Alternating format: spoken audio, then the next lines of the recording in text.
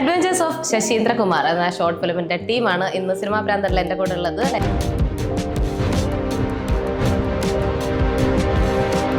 ശശി എന്ന് പറയുന്നതിന് വേറെ പല നല്ല അർത്ഥങ്ങളിലേക്ക് എത്തുന്ന ഒരു പേരാണത്.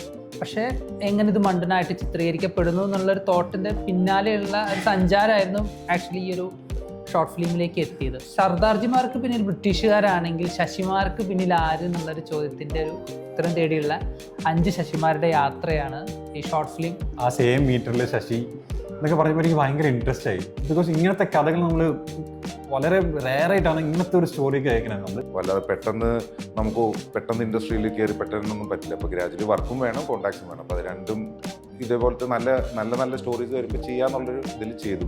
ഷൂട്ടും ഈ പേര് പോലെ തന്നെ ഭയങ്കര അഡ്വഞ്ചറസ് ആയിരുന്നു.